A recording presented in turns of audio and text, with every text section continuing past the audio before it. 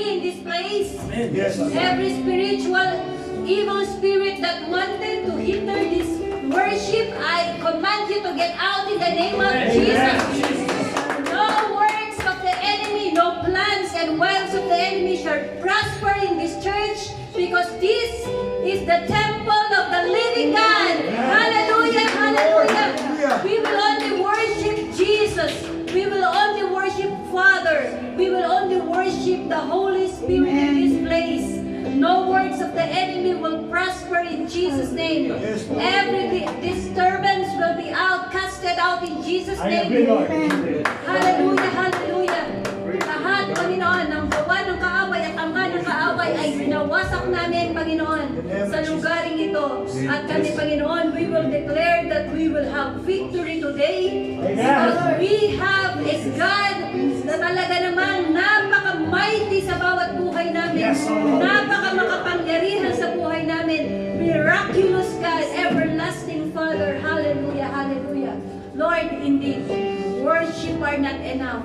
Our hearts are very overwhelmed, Panginoon, sa ginagawa mo sa buhay namin, sa ginawa mo sa cross of Calvary, sa ginawa mo in the past, sa ginawa mo for our salvation, sa ginagawa mo sa buhay namin ngayon, at sa gagawin mo pa, Panginoon. Amen. Hallelujah. Because you have won it all. And so therefore, we are more than victorious, and we are more than conqueror in Christ Jesus. Lord, sa iyo ko po pinagkakatiwala ang gawain namin ngayon sa umaga nito. Indeed, O Lord, siyasatin mo ang aming mga puso. Kung may nakikita ka pa pong mga karumihan, Lord, mga pagkakasala, mga pag-agam-agam, mga doubt sa puso namin, na tuluyang magtiwala sa iyo, Lord, sa pangalan ni Jesus. Patawarin mo nga po kami, Panginoon. At sa kapangyarihan ng banal na Espiritu, hinihiling namin na buksan mo ang mata ng aming mga puso. Makita namin sa pamamagitan ng aming pananampalataya ang ginagawa mo, Panginoon. Hindi ng aming mga mata, kundi ng mata ng aming pananampalataya. Makita namin, Panginoon, ang ginagawa mo sa bawat buhay namin. Indeed, we know that you are fighting for us, O God. And you never give up, Panginoon. You keep on fighting for us, O God. At naniniwala kami, Panginoon, you delight in the prosperity of your people. You delight in the well-being of your servant. And we are, Lord, your servant. We are ready to receive the blessing today, O God, in the name of Jesus. And we are ready to declare the victory, O God, in the name of Jesus. Hallelujah. Lord, maraming salamat sa kapatawaran. Maraming salamat sa paglilinis mo sa mga kasalanan namin. Maraming salamat sa damit ng katuwiran na ibinigay mo na sa amin. We are righteous before you, O God. Salamat.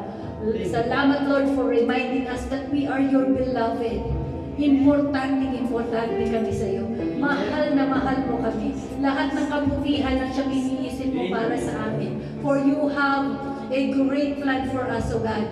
Not to harm us, O God, but to give us life, to prosper us, O God. Hallelujah. Salamat, Panginoon, for continually reminding us. Thank you, Lord, for the Holy Spirit na patuloy na nagpapaalala sa amin, Panginoon.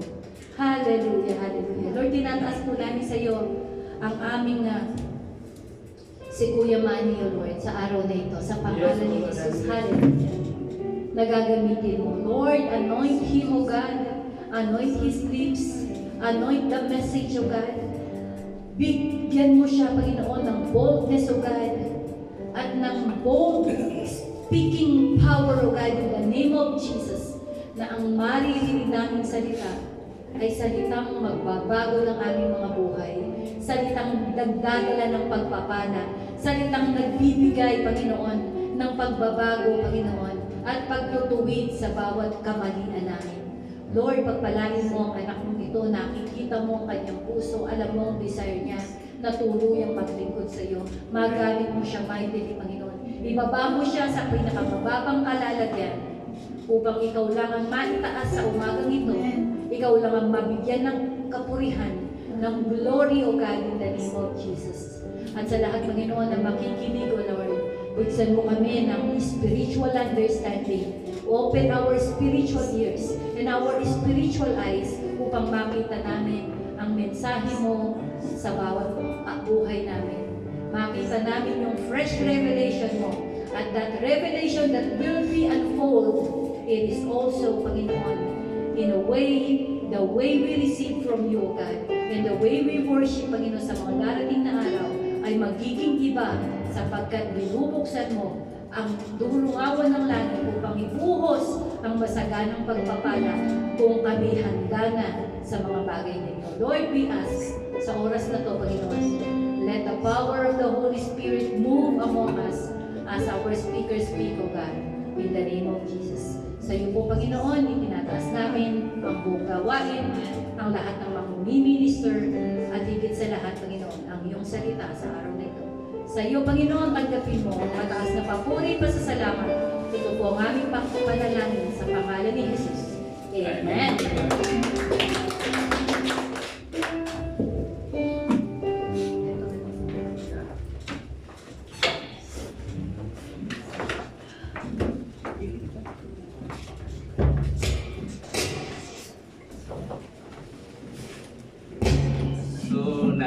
Mag-share po muna. Kung gusto mag-swimming muna. Basta tapos na. Basta lang po. Bukas na lang.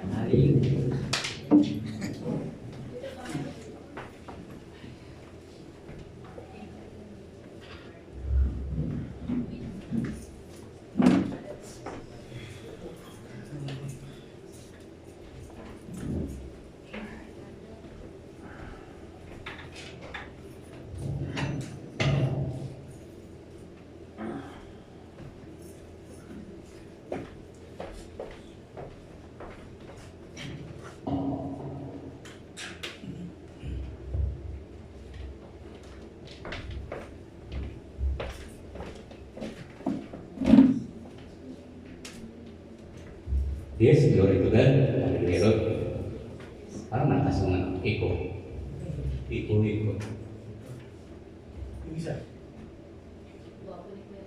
Hello? Sige, siguro. Ito rompas. Special daw ito eh. Kasi bago ito eh. Sa'yo.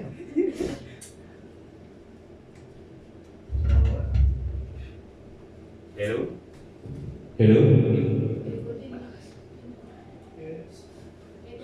Glory to God. Adolero. Malakas ang echo. Yes. Natutuwa po tayo at narito na naman po tayo. Alam niyo na ang babanggitin ko noong nakaraan.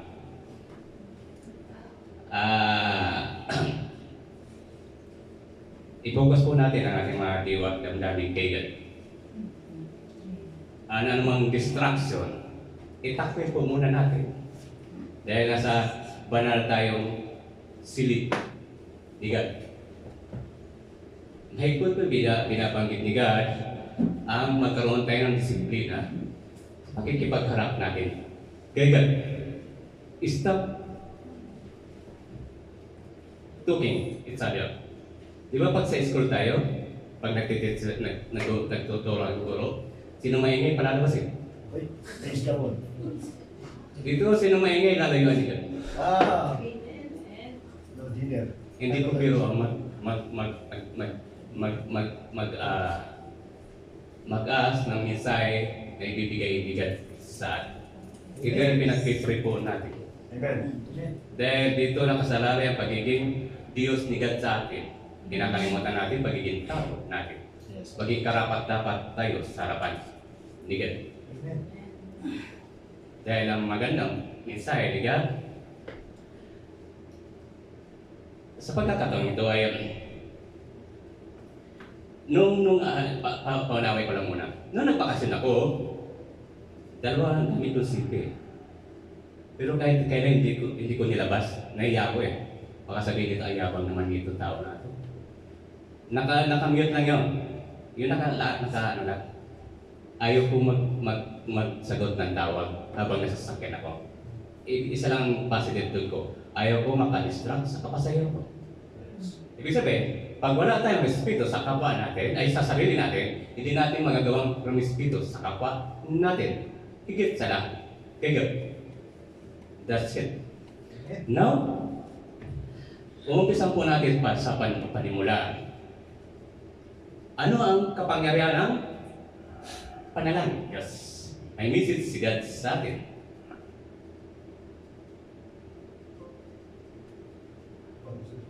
Say ugat. Ay, sa taas pala. Yeah. Gusto na umakyat sa taas. Sa lalim sila. Power of prayer. But may bibigkasin muna po tayo. Panimula. So, ang kapangyarihan ng salita. Sa madaling salita, kung sino ka, ang mga pangyayari, nakalimutan ko eh. Yung suot ko na to, unang-unang ginamit ko sa unang preaching ko. Binibilang ko yung man, walong buwan na pala tayo. Ganun kabilis. Walong buwan na pala tayo. Amen. Nagbigay ito. Yung nag-exit. Sister, Hani ba yun? Di sa kabila? Sister Michelle, nagbigay nito. Actually, hindi sa akin dapat to. Kuya JP yata yun, kay PG. Hindi ang kasya. Mas masalamat pala yun, mamalit ang katawan mo. Dito papasok ko, paliwanag muna natin ha. Yung naging exorpon ni na Pastora kahapon, yung blessing, pag gumawa ka ng maganda sa kabutihan sa kapwa, may ibabalik sa iyo. Siga, dito to papasok ang 2-in-1 blessing. May ginawa kang pagpapala sa kapwa, yung hinihingi mong blessing, ibig ko sa binibigay sa iyo. May ginagamit si God. Bawat sa atin kasi, may ginagamit na tao si God. Ang mensahe ni God, kapag ako may isilin sa iyong tao, huwag niyo itong tatanggihan dahil ito ibinigay ko sa inyo para magbigay ng tulong sa inyo. Blessing. So, pero nagrereklamo na po ako kasi dumadami na po yung nabahin ko. Kasi sanay, parang kami ni Pastor Bernard, sanay sa, hindi maluho ba yung kung ano rin yung isusot, yun lang. So hindi po ako mahilig magbibili ng damay. Kaya salamat din na pinatayaw, nagmukhang tao po ako. Salamat kay God. At salamat sa siyempre sa ginamit ni God. Mga kaluluwang, parang yun yung pumapasok sa yung binibigyan ng donation. Isa po ako sa biktima. But salamat kay God. Yun ang yung revelation. Pag gumawa ka ng kabutihan sa kapwa, ibabalik at babalik sa iyo ni God. Ibig sabihin, magpatuloy tayo. Kaya sabi ni God, pag gumawa ka ng kabutihan sa kapwa, sa puso mo yun, sa buhay po ninyo ito. Kaya may mensahe si God sa atin. Ang kapangyarihan ng panalangin, sa madaling salita, kung sino ka, ang mga pangyayari sa inyong buhay at ang kaibuturan ng iyong pagkatao ay lahat ay tinutukoy ng kung ano ang iyong pinag-uusap kay God. Ibig sabihin, kung makikipagtug tayo sa akin, pakikinggan at pakinggan. Ito, ayon sa Biblia, ang kapangyarihan ng panalangin ay medyo simple. Bakit hindi simple? Tandaan po natin, sino gumawa ng mundo? Sino gumawa ng kalawakan? Universe. Di ba si God? At higit sa lahat, sino nagbigay ng kaligtasan sa atin? Si God. Ang ating kahilingan napakasimple lang. Sa kapangyarihan ni God. Ibig sabihin, pakikinggan ni God. Mamaya may magandang senaryo, may magandang revelation si God about sa dalawang uri ng nakikipag-usap kay God. Now, ayon sa Biblia, ang kapangyarihan ng panalangin ay medyo simple. Ang kapangyarihan ng Diyos na dumirinig at sumasagot sa panalangin.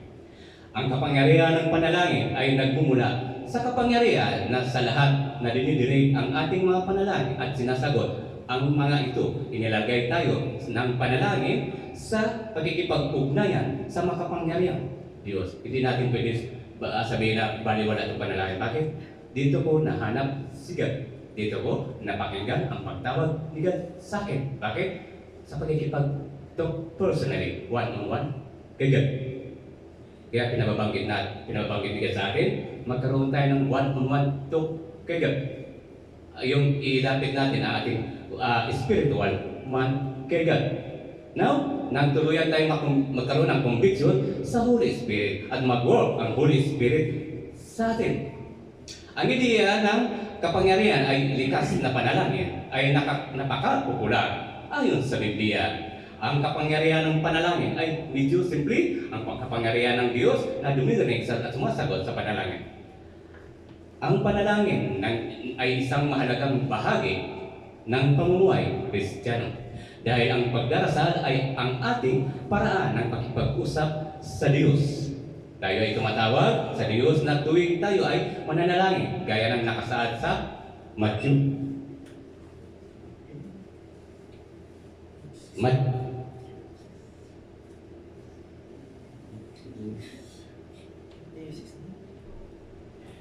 Matthew 6:9. Kung gayon, kung paano kayo manalangin, Ama namin na nasa langit ka, sambahin ang iyong pangalan. Ito po yung guide. Hindi sinasabing ito mismo bakitin natin. Kaya dito papasok yung acts, pamaraan ng formal na pananalangin. Pakikipag-usap natin kay God. Una, letter A. Ano yung letter A? Of course, adoration. Ano yung letter C? Of course, confession. Ano yung letter D? Thanksgiving. Ano yung letter S? Supplication.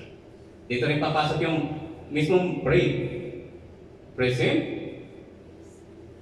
repentance, but then adoration, and then yell. So, dapat na i-apply po natin yan para magkaroon ng formal yung pakikipag-usap natin kay God. Now, sa pamamagitan ng panalangin sa Diyos araw-araw upang humingi ng ang kanyang tulong sa pagpapatawad, mas mapapalapit tayo sa Kanya. Kaya gaya ng babalikan natin si Moises at si Lord Jesus Christ. Sa dili na pagkikipag-usap, kung mababasa nyo, always sila nag-uusap sa dalawa, sa isa't isa. Kaya yung priestly, yung pinaka-image ni God ay lumipat sa Kanya. Tayo nawa na. Isipin natin ano ba kung yung image ni God pumunta sa atin, baka nasilo lahat. So, ganun ka-powerful pag tayo makikipag-usap lagi kay God. Pag tayo may dili ng pagkikipag-usap sa magiging ano na po sa atin ito. Hindi na po natin katatamaran na makipag-talk kay God. Hindi lang may pangangailangan. Walang ganun. Hindi pakikinggan ni God yun. Pero mamaya may unawa si God. Marami pang talata sa Biblia na nagpapaliwanag ng kapangyarihan ng mga panalangin. Magbasa pa tayo sa Holy Bible. Malaman kung bakit mahalaga ang pagdarasal. At kung paano natin mapapalakas ang ating panalangin. Now, pasok po tayo sa topic po, God. Anong power? Ay, balik. Lagi sa taas. What is the power of prayer? Yes. Lucas, sapagkat Lucas, sapagkat walang salita mula sa Diyos na di makapangyarihan. Ang Panginoong Diyos ay na makapangyarihan sa lahat ay kayang gawin ang lahat ng bagay. Walang imposible sa Kanya. Amen. Ang pinakaano natin dito, yung siya mismo ang gumawa ng universe, lahat ng nakikita natin sa mundo, maging tayo. So ano pang ipinag-alala natin para hindi tayo magbigay ng lubos na paniniwala sa Kanya, pananalig sa Kanya na mapakinggan ni God ang ating panalangin. So, ibigay natin ang buong pagtitiwala kay God. Nang walang pag-iimbot, walang pagdadalawang isip. So, sapagkat walang kalita, gaya nga lang sa labi ni God, sa mismong hininga ni God, ay tayo nagkaroon ng buhay sa Kanyang Holy Spirit. Kaya lahat ay ibibigay sa atin ni God. So, wala tayong dahilan para mag-alala sa ito ba'y pakikinggan ni God o hindi. Alam mo, mas maganda yung hindi papakinggan ni God eh. Bakit? May magandang ibibigay sa atin si God. Sabi-sabi, hindi ito nababagay sa iyo, ito nababagay sa iyo. Alay lang din sabi ko kanina, yung hindi ko may hiling na pinagbigyan ako ng mga damit. Yun. Isa lang yun, simple lang yun, simple dahilan yun, simple example lang po yun. Number 2,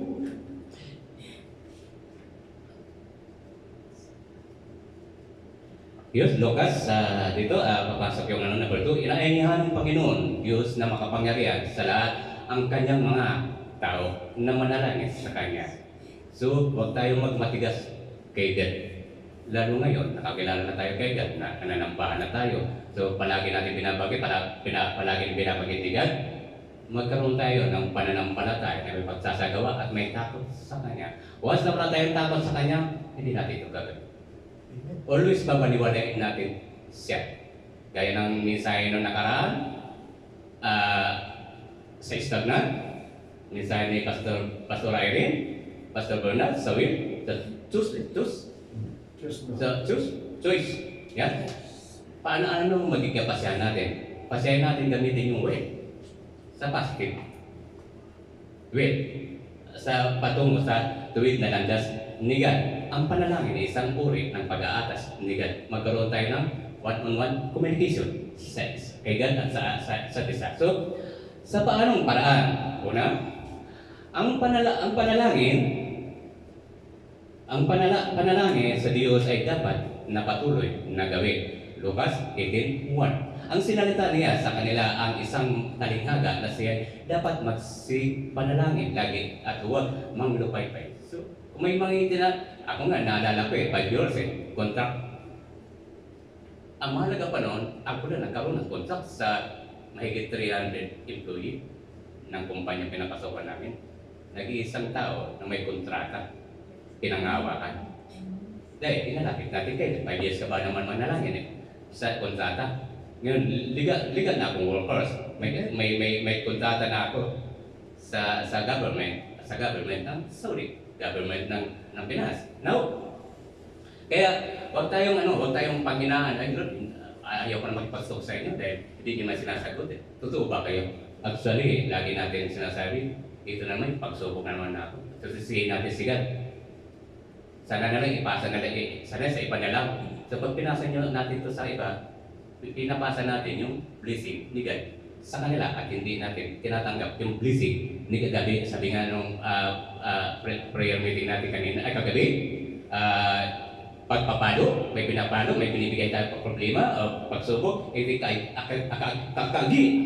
akibat dito ay ang pagpapalo ni God.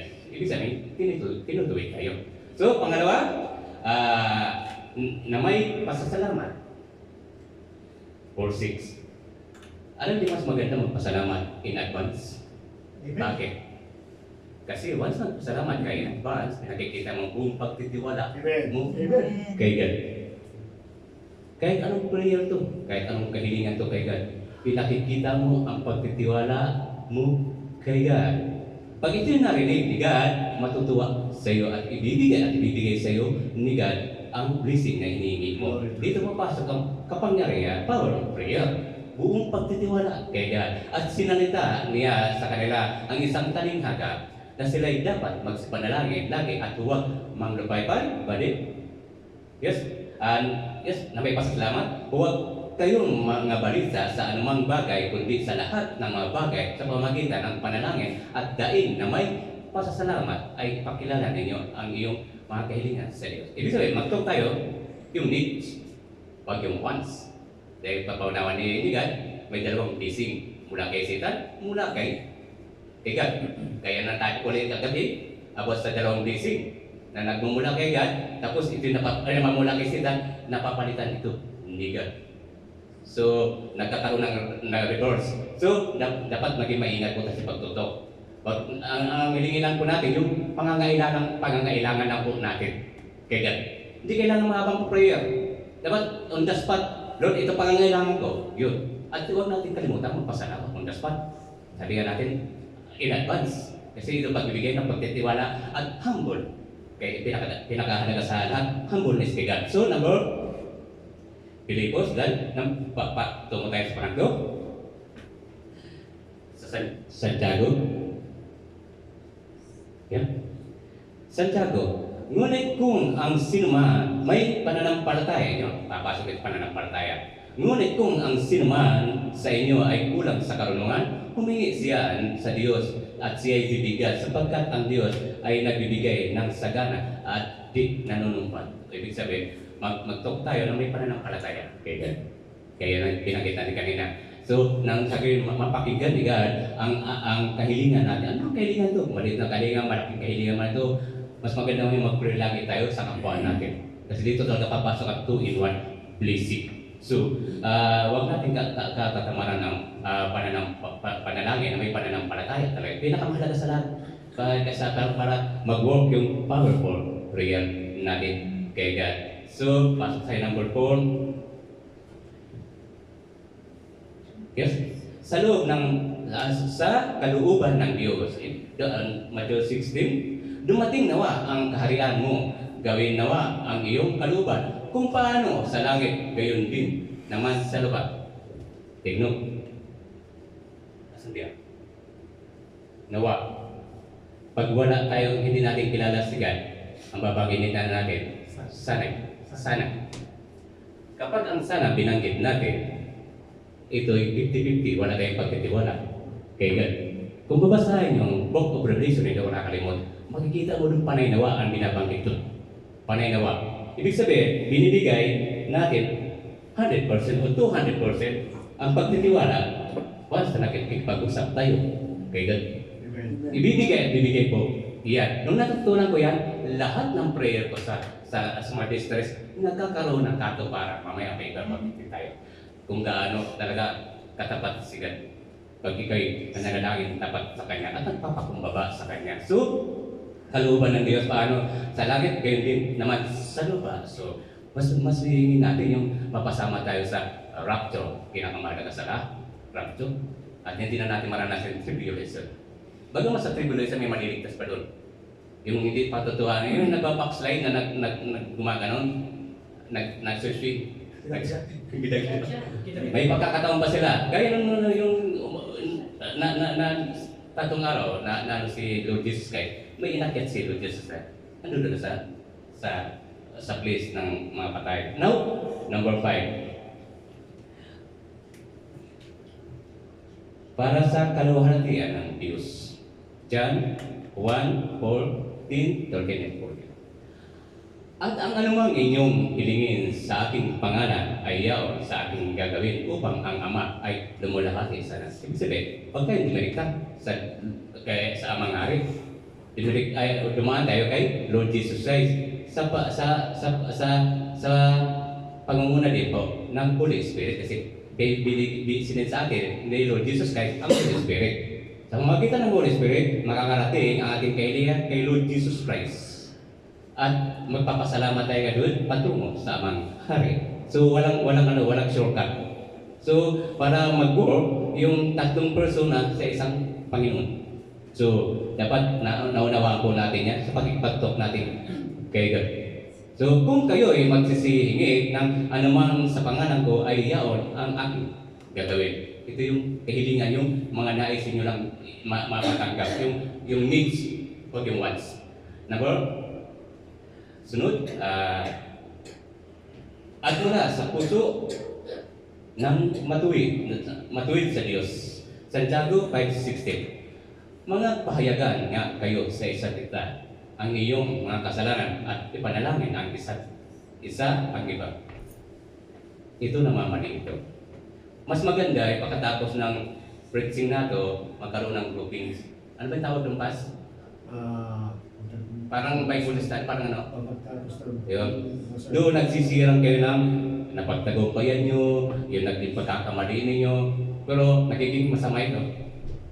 Basta nalaman natin ang kasalanan ng kapag, ititismis natin sa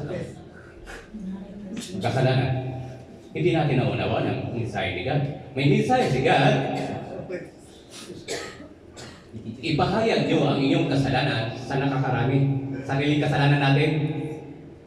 Huwag yung kasalanan ng kapwa nyo ang ipahayag. Nasa mensahe ko yan kung magbabasa po tayo. Minsan may post ako sa Facebook. 2018 pa kaya tayo. Ang sabi ko sa Facebook, kung kayo ay marumi, mas di hamak ako na marumi sa inyo. Ibig sabihin, pagtanggap natin kay Lord Jesus Christ na mas tayo makasalanan sa harapan niya. Hindi natin tinatasan natin sa sarili. Pagpapakumbaba yun. Kaya intindihin po natin to Santiago muli, 5:16. Alam po namin dito sa panambahan na to.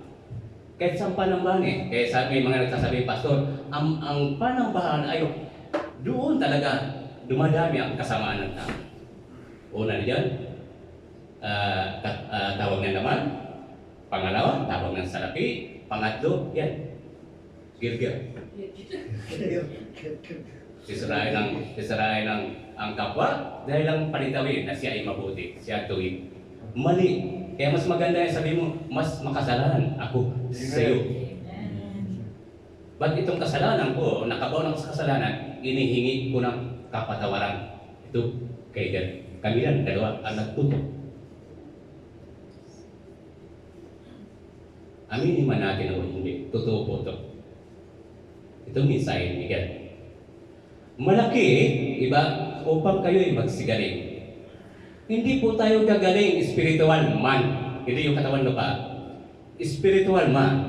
Hanggang hindi natin nauunawaan ito. Santiago 5:16. Hindi po mangyayari. Kahit oras-oras tayo manambahan dito. O, lagi nga tinatanong, nananambahan kayo.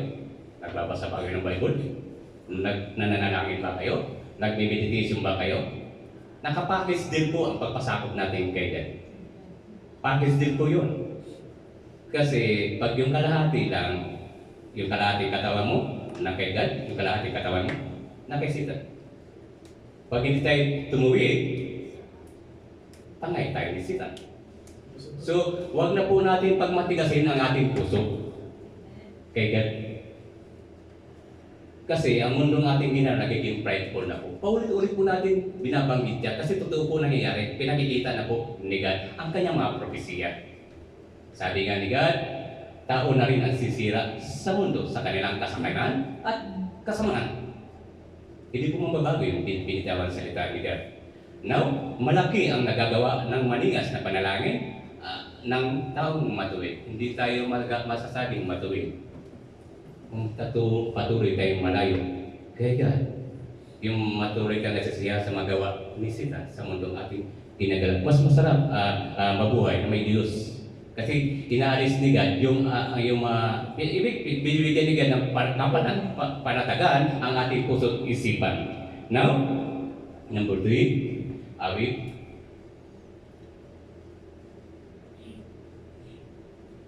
Awit 6:18, 6. Basahin na po natin. Sa aking kapanglawan ay tumatawag ako sa Panginoon at dumadaing ako sa aking Diyos. Dininig niya ang aking tinig mula sa kanyang templo at ang aking daing sa harap niya ay dumating sa loob ng kanyang mga pakinig. Dinirinig ng Panginoon, Diyos ang na makapangyarihan sa lahat ang mga panalangin ng kanyang mga anak. Inuutosan niya tayong manalangin at nangangako siya na siya ay makikinig tayo kapag ginawa natin ito sa aking kagipitan ay tumatawag ako sa Panginoon, humingi ako ng tulong sa aking Diyos mula sa kanyang templo, narinig niya ang aking tinig. Ang aking daing ay dumadating sa harap niya sa kanyang mga tenga. Alam mo, nabanggit na natin dito, mas maganda natin ipag-pray yung mga nakakagawa ng kasalanan natin. Mag-uunahan po, hinabanggit ni Pastor, mag-uunahan yung mga Holy Angel. Tanggapin yung prayer natin sa kapwa natin, hiningi natin sila ng kapatawaran. Bira lang po nagagawa nito. Naihingi yung nakagawa ng kasalanan sa kanila. Kasi nga yung pray. Amen. Hindi talaga natin magagawa ito kung nananatili sa atin ang pride. Bagamat hindi maalis sa atin ang pride kasi nasa likas tayo ng kasalanan ba't napapanipis natin yun? Ibig sabihin, pag nakagawa na tayo ng pagkakamali, kung dapat hiningin natin ang kapatawaran. Kaya God. So, doon papasok ang humbleness. Amen. See? Now, pasok po tayo sa number 4. Awit 17:6. Ako'y tumawag sa iyo sapagkat ikaw ay sasagot sa akin. O Diyos, ipiling mo ang iyong pakinig sa akin at tingin mo ang aking pananalita. Ang Panginoon Diyos na makapangyarihan sa lahat ay sumasagot sa panalangin. Maging makatotohanan na tayo mag-talk kay God. At sabi nga niya, huwag natin kalimutan sa pasalamatan. At papurihan mismo, ipasok natin yung acts. Yung adoration sa Kanya, papurihan siya lahat. So para maging formal at maging pag-usap natin kay God. Kung patingin natin mga kailangan natin kay God. Huwag na yung mahabang usap. So, napapakinggan ni God. So, awit 34:17. Ang matuwid,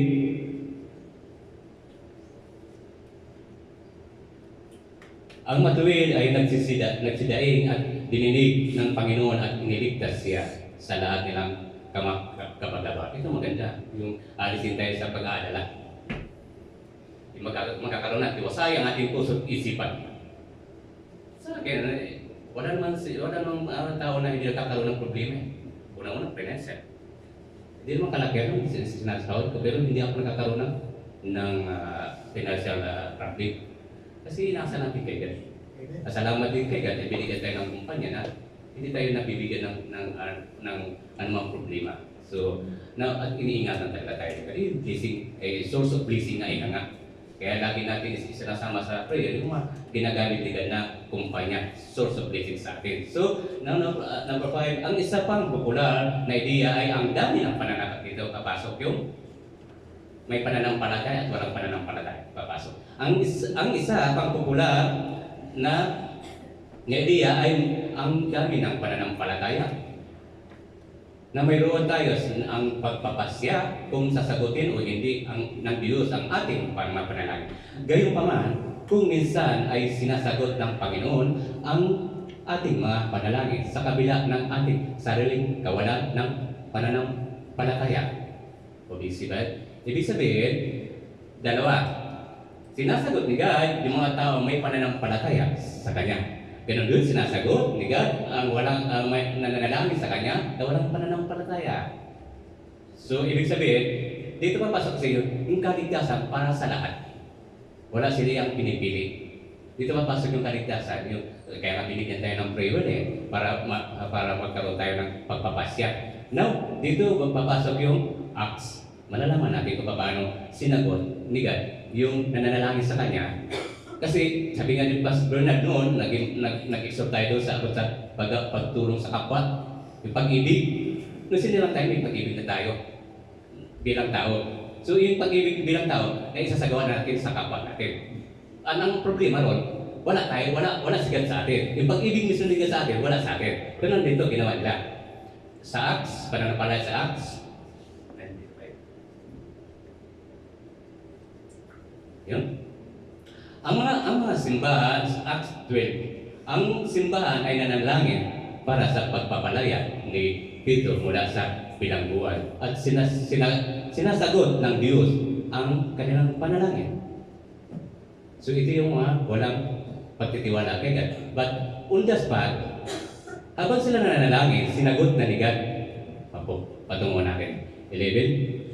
Pumunta si Pedro sa pintuan ng pagpupulong ng panalangin at kumakatok. Ngunit ang mga nagdarasal noong una ay tumanggi na maniwala na si Pedro ngayon. Ibig sabihin, hindi pa rin pala sila naniwala na sinagot on the spot ni God.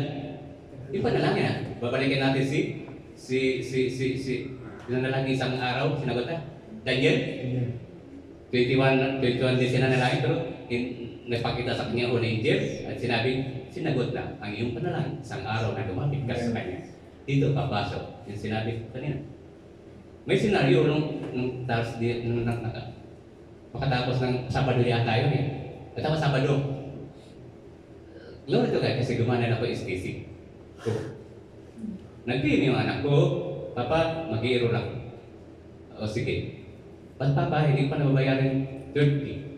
Akala ko sabihin na bayaran mo na. Kasi nag-usap kami. O anak ha, itong buwan na ito, papadala mo ng budget mo. Ang tuition mo, bayaran mo na ha.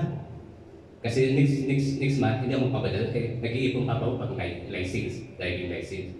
So Papa, hindi mo na bayaran. Ba't hindi mo na bayaran ito? 12. Key. Kasi may mga binayaran pa kong utang ko sa mga ganit pagpasok na expert. O kung walang problema. Ngayon, nagsilang. Sinako sa pamangkin ko rin. Sinubukan ko. Nakapag-send. Kaso ang problema, mali yung bangko na isip ko. Alas 4 naman ng hapon. Nakipagtok ako kay God. Pero yung pamangkin nag-aalala na. Pero pumasok sa akin, hindi mawala yun. Alam ko, isang buwan yata yung sa loob na isang buwan mawala. Hindi ba? That's fun. So, sabi ko, hindi mawala yan. Pinag-pray ko yung kay God.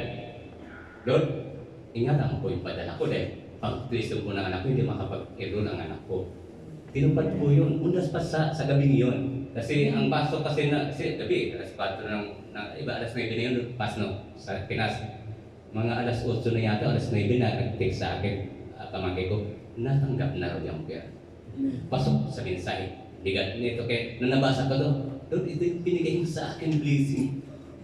Ibig sabihin, hindi tayo nag-aalala. Doon sa mga nakarang kanina, walang pag-aalala. Bakit? Buong tiwala natin kay God eh. Amen. So, now, ito, pababasahin ko lang natin buong chapter na ito, magawa. 5 lang hanggang 12 lang po ito.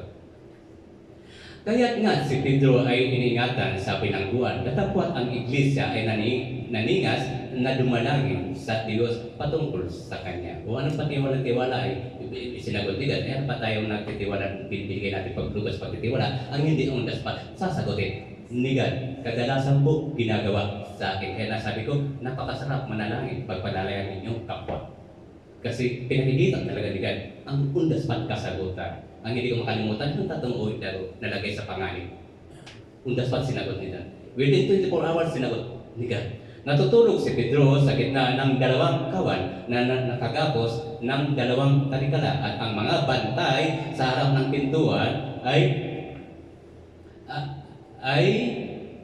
bilangguan at narito tumayo sa tabi niya ang isang anghel ng Panginoon at lumiwanag ang isang ilaw na sa silid sa kulungan at tinapik si Pedro at sa tagiliran at siya'y ginising at sinabi, magbangon ka madali at nangalaglag ang kanilang mga talikala sa kanilang mga kamay.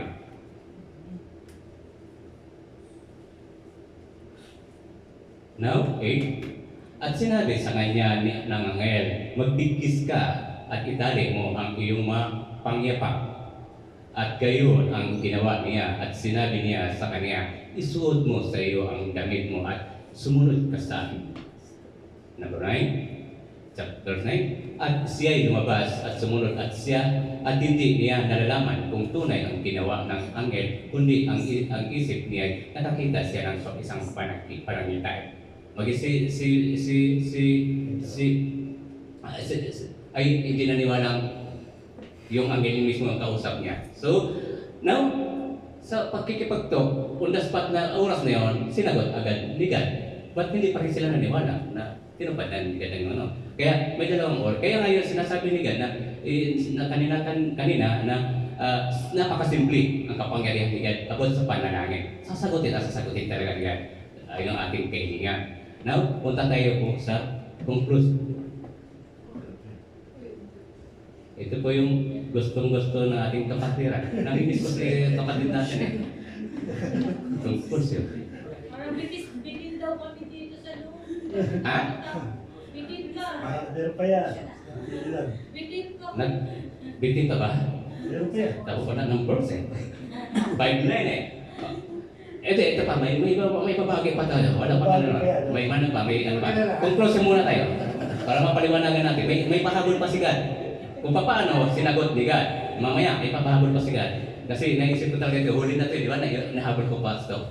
Parang may kulang pa rin. O di ba, isa yung mga ano nyo, nag-ibig sabihin, yung Holy Spirit, nag-work sa akin. Ano tayo yung balay ko.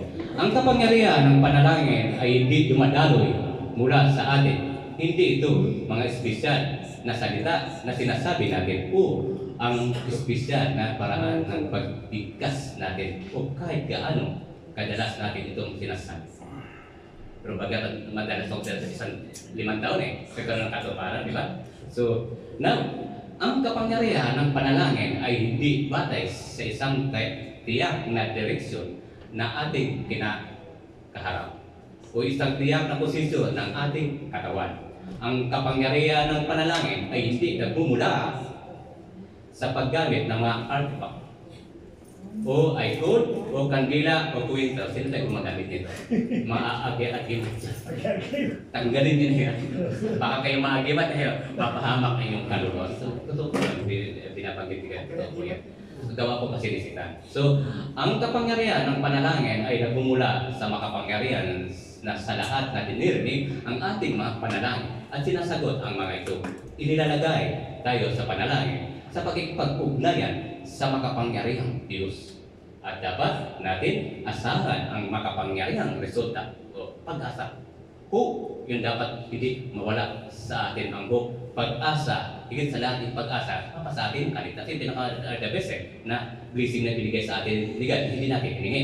Now, makapangyarihan na sulta, pipiliin man niya o hindi na pagbigyan ng ating mga kahilingan. So, ibig sabihin, pinipilter yung kahilingan natin sa kanya.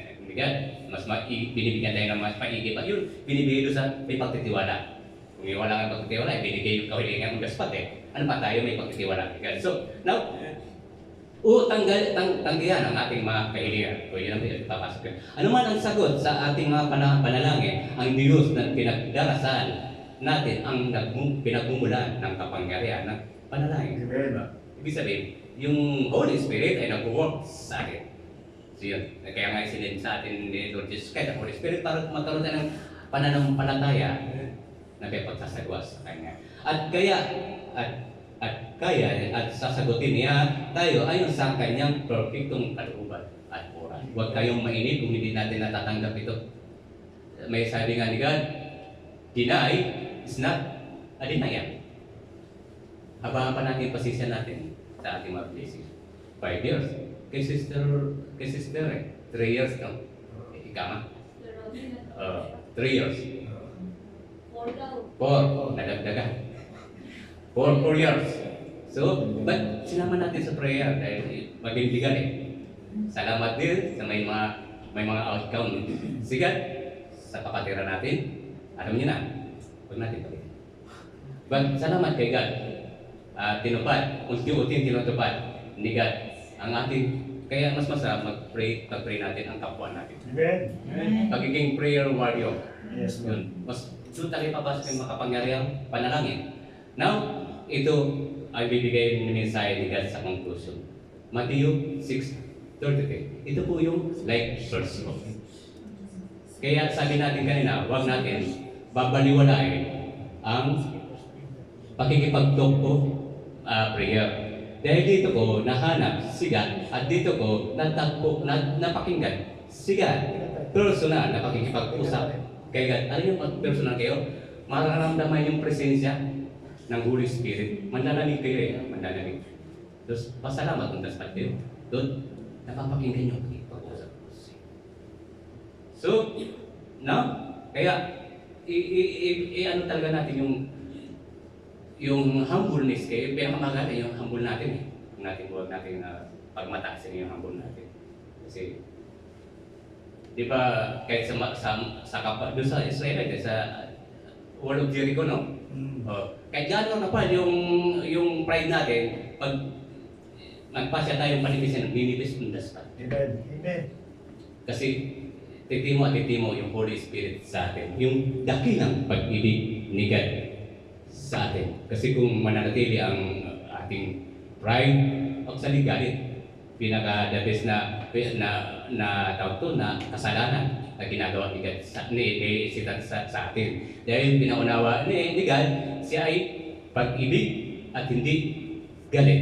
Kaya nga binigyan tayo ng kaligtasan na hindi naman natin hiningi. But ito yung kusang ibinigay niya sa atin 2,000 years na nakakaraan. Huwag po natin sayang ang lagi natin binabagin, provision.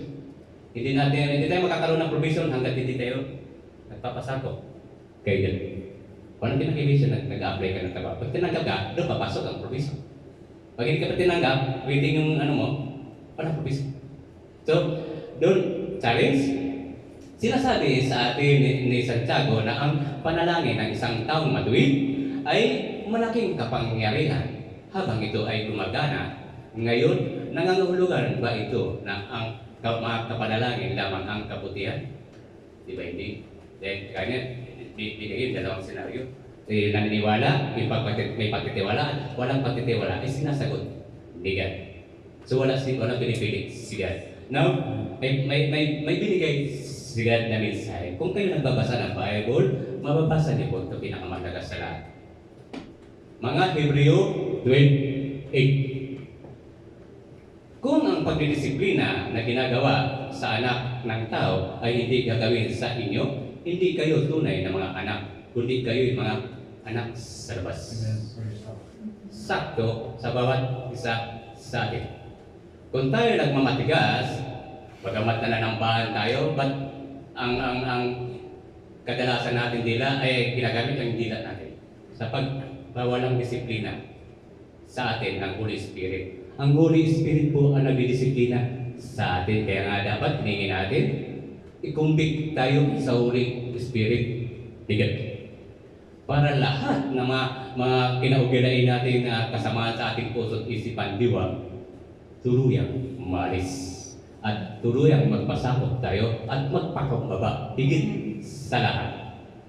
Sabi nga natin, basahan man ako sa harapan ng aking Panginoon, ako'y magiging malinis sa Kanya. Kung hanapin ko ang kalinisan ko sa pamamagitan ni Lord Jesus Christ, sa Holy Spirit, at sa pamamagitan ng Diyos Amang Hari. So, glory to God. Lord, maraming salamat sa pagkakataong ito, Lord. At matagumpay na naman po ang iyong mensahe. Naway ito'y titima. Huwag po masayang po talaga ang mensahe pinarating niyo po sa oras na ito. Paglabas ng panambahan, nawala na po ang mensahe niyo po, Lord. Naway tuloy mo magkaroon po ng pagsasagawa po ang mensahe pinarating po sa bawat isa sa amin, Lord Jesus Christ, na mapagtagumpayan po namin ang provision na ibinigay niyo habang kami may hininga, O Lord Diyos. Mapasaamin po ang pangalawang buhay at mapasama kami sa kaharian ng Diyos ang hari. So, magitan niyo, Lord Jesus Christ, sa Holy Spirit ni Lord Jesus. Maraming salamat sa pag-iingat po sa bawat isa sa amin, O Lord. At ito po, at sama sa namin, pagdakila po namin sa inyo, at pagsamba sa pangalan po ng inyong mahal na bugtong na anak, Jesus Christ, bagay sa walang sawang paggabay ninyong Holy Spirit, sa bawat isa sa amin, O Diyos amang hari. Amen and amen. Amen. Praise the Lord.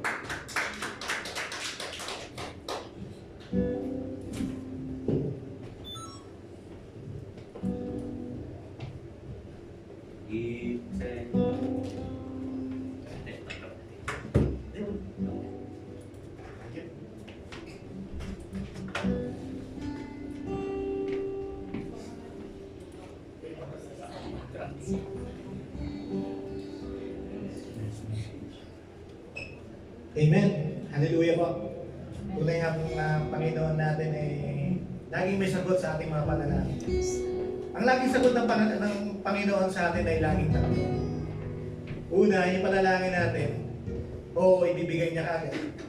Dahil yung puso natin nakakilala doon sa biyaya na ibibigay niya. Pangalawa, maghintay tayo sapagkat hinahanda ng Panginoon ang puso natin para sa malaking pagpapala. Amen. Pangalawa at pangatlo, hindi. Dahil biyaya pa rin po sa atin yun. Kaya hindi binigay ng Panginoon yun, maaaring yung pagpapala na yun ay ipapahamak sa atin. Amen po. Amen. Kaya po, nandito na po tayo muli sa ating gawain, ang pagbibigay. Ito po, at ang handog. Amen po? Amen. Maraming salamat po. Tunay ako napakadakila ng Panginoon sapagkat ang gawain po ng pagbibigay ay utos po ng Panginoon simula pa po nung panahon pa po ng ni Eva at Adan o simula po ng nilalang ng Panginoon ang mundo. Amen po? Ano nga po ba ang pagkakaiba ng ikapo at ang pagbibigay? Tithes and offering. Ito po yung napag-usapan po namin nung Friday ni ate at ni kuya doon po sa sasakyan habang kami po ay nagbabiyahe patungo po doon sa napakasarap pong pag-usapan ng gawa ang usapang ito kapag ang lahat po ng nag-uusap ay bukas po ang puso. Amen po? Ang sinasabi pong ikaw po, ito po ay yung ikasampung bahagi na ating nabiyaya na ibinibigay sa atin na simula pa lamang kay Abraham ay inutos na sa kanya o simula pa lang po kay doon sa anak ni Eva at Adan na inutos na po sa kanila na ibigay nyo ay kasampung bahagi. Amen po. At yung yun naman pong handog, ito po yung ginagawa natin. Inahandog po natin yung sarili natin para po sa Panginoon. Yung ibinibigay niya pong talent sa atin, yun po yung ibinibigay po natin sa Kanya. Yun po yung handog. Tulad po ng